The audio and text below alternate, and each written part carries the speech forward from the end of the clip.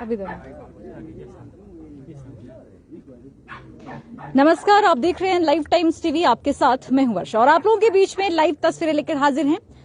मंडी को छोटी काशी यूं ही नहीं कहा जाता है और हिमाचल प्रदेश देवभूमि जिस तरह से देवी देवताओं की भूमि है और आज भी यहाँ पर कई तरह की प्रथाएं जो है आज भी देखी जाती हैं। तो आपको बता दें कि आज जो देवता हमारे सामने हैं ये उत्तरशाल कटौला के अगर बात करें तो बरनाथ ऋषि हैं जो खुताची गरी जिन्हें कहा जाता है और यहाँ पर इनके कारदार भी साथ में आप देख रहे हैं और साथ ही साथ देवता के पुजारी जिन्हें गूर कहा जाता है, सभी लोग हमारे साथ यहाँ पर मौजूद है। सबसे पहले जानेंगे कि ये भोरा प्रथा क्या है। जो भोरा प्रथा आजकल देवता सभी के घरों में जाकर भ्रमण कर रहे हैं, इस प्रथा का क्या महत्व है। सबसे पहले आपका स्वागत है और आप हमें सबसे पहले ये बताएं कि जो भोरा प्रथा है ये कहाँ से शुरुआत हुई और क्या इसका महत्व है। सर्वप्रथम मैं श्री देवनाथ ऋषि के ये माता से कहता हूँ, ये जो हमारा परंपरा प्रथा है, जो परंपरा पीछे से चला हुआ है, ये तो हमारा 6 महीने के बाद अपनी पूरी जितनी हरियाणा होता है इसमें मतलब देवता अपना घूमते हैं, घर घर में जाते हैं, सूत्र बांध करते हैं कुछ इसकी रक्षा करने के लिए। तो तब ये परंपरा पीछे से वो परंपरा चलती आई हुई है। ये जो परंपरा प्रथा बनी हुई है ये पीछे से बनी हुई है। धन्यवाद। मेरा नाम डागनू राम है जी। अगर देखिए तो जैसे आपने कहा कि 6 महीने बाद जो है देवता निकलते हैं और हार बांधी जाती है, मैं आपसे भी जानना चाहूंगी, आपका भी स्वागत है, तो थोड़ा बहुत कहिए कि देवता जो आते हैं कितने कारदार साथ चलते हैं, थोड़ा बहुत आप देवता के वजीर हैं जैसा कहा जाता है और जैसे देवता हमारे साथ यहाँ पर चल रहे हैं तो देवता के वजीर के साथ साथ कौन चलते हैं, कितने लोग जो है इस हार में चलते हैं जी। ये है जी 20-25 कारदार है, हम 20-25 हम कमेटीदार है, हम सब चलते हैं जब तक देवता मंदिर में नहीं गया, जब तक हम साथ होते हैं, देवते के निशान हमारे पास होते हैं। ये हमारी प्रथा है जी।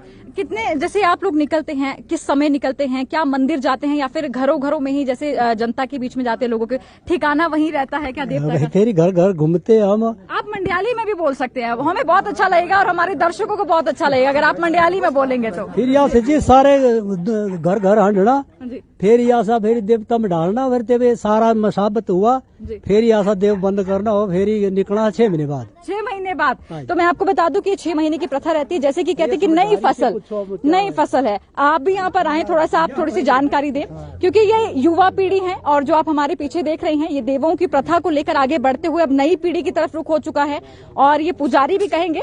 तो आप हमें थोड़ा सा बताएं कि देवता जिस तरह से निकलते हैं क्या कुछ रहता है इसमें, पूरा क्या खास रहता है देवता के साथ? सबसे पहले नमस्कार। देवता के साथ में ऐसा कि 6 महीने में जैसे एक बार निकलेंगे, ये स्पेशल भोरे के लिए निकलते हैं। जैसे किसी की स्पेशल रहती है वही में अब हम अपनी धाम देंगे या कुछ और देंगे, उसके लिए एक अलग तरीके से मतलब डेट फिक्स की जाती है तो फिर जाते हैं। तो भोरे में जैसे हम 4 या 5 दिन हमारे लगते हैं, एक जैसे गांव में सुबह और दूसरे शाम, 2 टाइम पे चलेंगे। 2 टाइम? हाँ जी, 2 टाइम पे, ऐसा नहीं कि भाई एक जगह पे पूरा दिन बैठेंगे। तो इसी करते 3 से 4 दिन हो जाते हैं, फिर हम मंदिर चले जाते हैं। फिर देवता जी कितना समय जो है इसमें पूरा लग जाता है, सुबह से लेकर शाम तक कितने घरों में जाते हैं? ये तो 150-200 घर होते हैं, पर ऐसे हर गाँव के हिसाब से, पर इसमें 3 से 4 दिन चलते हैं। जैसे अगर बात करें तो अभी शिवरात्रि की तैयारियां भी शुरू हो गई हैं क्योंकि आपको बता दें कि फरवरी में शिवरात्रि भी आती है और जितने भी मंडी के देवी देवता हैं, हजारों की संख्या में देवी देवता वहां पर पहुंचते हैं। तो अभी शिवरात्रि की तैयारियां कैसी चल रही है? अभी हमारे 3 महीने शिवरात्रि होने को है, 2.5-3 महीने हैं। अभी हम शिवरात्रि का इंतजार कर रहे हैं।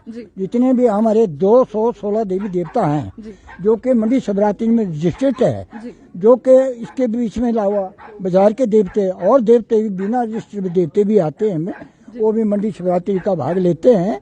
वो हम फिर 10 दिन 8 दिन जो शिवरात्रि होती है, शिव वाले दिन हम वहाँ से शुरुआत होता है, हमारा जागरात भूतनाथ में होता है। उसके बाद जो है चादरे बंधा जाती है हमको, हम फिर आप अपने मढ़ार के लिए अब अपनी जगह के लिए वापस हो जाते हैं।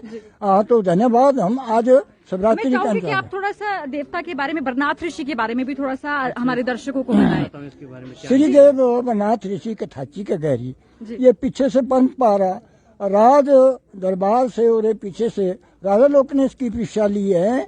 जिस टाइम पर सूर्य सेन राजा था उस टाइम की परीक्षा है इनकी।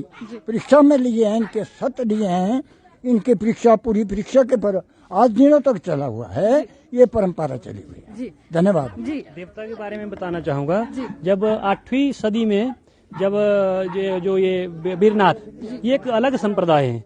ये जो हिंदू धर्म का ही संप्रदाय है, पर इनके आराध्य शिव देव है, शिव भगवान है। तो 8वीं सदी में जब इन्होंने अपने संप्रदाय को अलग किया, जिसमें जैसे बौद्ध धर्म हुआ और एक जो साथ में सिद्ध हुए, इसमें इन दोनों का समन्वय पाया जाता है धर्म में, जैसे संप्रदाय में।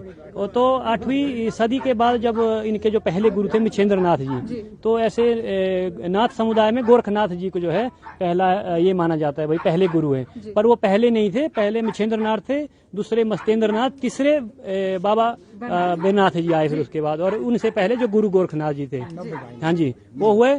और उसमें से जो गुरु गोरखनाथ जी ने इस संप्रदाय को इकट्ठा किया, जैसे फैला हुआ था पूरे भारत में, कोई उत्तर में, कोई दक्षिण में, कोई, हाँ, तो इन्होंने इसमें जो है कि हठ योग में मतलब इनकी जो परंपरा है, योग और जोग, कहते हैं कि एक सिक्के के दो पहलू हैं, योग और जोग। ये जो है जो सिद्ध थे, जैसे दो धर्म निकले जो सिद्ध थे, जो दो संप्रदाय निकले। सिद्ध स्त्रीवाद में विश्वास रखते थे, स्त्रीवाद में जो नाथ संप्रदाय निकला वो इसके विपरीत, वो इस स्त्रीवाद में विश्वास नहीं रखते थे, वो जोग में, और जैसे होता है ना भाई घर परिवार से दूर, जोग में और योग में वो विश्वास रखते थे। और जब कहते हैं कि जब ये कभी भी जो नाथ संप्रदाय है, ये कभी भी राजा के घर में भोजन नहीं करते, आपके घर में आए कभी भोजन नहीं करेंगे। हाँ, अगर आप कुछ पैसे भी दक्षिणा में नहीं लेते हैं, जैसे आप कुछ देंगे तो वो दक्षिणा में लेके अपने निकल जाएंगे। जब इनका जो लास्ट के समाधि का टाइम रहता है, तो कहीं जाके जैसे हिमालय की गुफाओं में जाके या कहीं पे अपने बैठ के धुनी रमा देते हैं। तो ये जो इनका अपना जो ये है। फिर उसके बाद 3 नाथ, उसमें 9 नाथ बने। उसमें आज जैसे आदिनाथ आया, अनादिनाथ आया, और मंडी में हमारे भूतनाथ जी आए। भूतनाथ के बाद हमारे बाबा वीरनाथ जाते हैं। तो जैसे आप देखते हैं कि माँ वैष्णो माता में जाते हैं ना, वहाँ पे भी ये जो है भैरवनाथ है। तो भैरवनाथ जो है जी इसी के ही मतलब रूप पाए जाते हैं, भैरवनाथ। तो 9 नाथों से फिर 84 नाथ बने। तो फिर 84 नाथों में से फिर अपनी अपनी उत्पत्ति हर जगह पे होती रही। तो ये इनका जो है मेन अपना जो कहाँ से मतलब इस धर्म का, इस संप्रदाय का उत्पन्न हुआ, कहाँ से ये उत्पन्न हुआ, ये मतलब गुरु गोरखनाथ को मेन चलते हैं। पर मिच्छेंद्र नाथ जी जो थे वो उनके पहले गुरु थे इस धर्म के। चलिए, धन्यवाद जी बातचीत के लिए। तो मैं आपको जानकारी दे दूं कि ये जो भोरा प्रथा है ये आज भी यहाँ पर मनाई जाती है। मंडी जिला में देवी देवता जो है, इस तरह की पालकियां जो है आपने देखी होगी, क्योंकि हिमाचल प्रदेश के कुछ ही जगहों पर जो है, अगर बात करें अपर एरियाज में, अपर हिमाचल में देखेंगे, और अगर लोअर हिमाचल की तरफ आप देखें तो मंडी जिला में आपको ये देखने को मिलेगा कि देवता किस तरह की पालकियां होती है, जहां कारदार और देवता के गूर इत्यादि सभी लोग जो है साथ चलते हैं। और ये जो भोरा प्रथा है, मैं बता दूं आपको, क्योंकि जिस तरह से 6 महीने की नई फसल जो निकलकर सामने आती है, उस फसल को लेने के लिए घर घर जाकर जो है देवता जो है सभी पर अपने आशीर्वाद भी देते हैं और एक कारबंदी करते हैं। क्योंकि जिस तरह की महामारियां आती हैं या कोई बड़ी बीमारी आती है, देवता अपने चलते चलते सभी चीजों को जो है वहां पर कारबंदी करते हैं, ताकि उनके भक्तों पर, उनके बच्चों पर उनका आशीर्वाद बना रहे। और देव संस्कृति से जुड़ी ये स्ट्रीम आपके लिए इसलिए लेकर आए थे ताकि आपको हिमाचल प्रदेश के मंडी जिला की सबसे खूबसूरत ये संस्कृति दिखा सके। तो इसी तरह आपको लाइव टाइम्स टीवी लाइव तस्वीरें दिखाता है और आपको बताता है कि हिमाचल प्रदेश में क्या कुछ चल रहा है। आज के लिए इतना ही। देखते रहिए लाइव टाइम्स टीवी। आपके साथ मैं हूं वर्षा। धन्यवाद।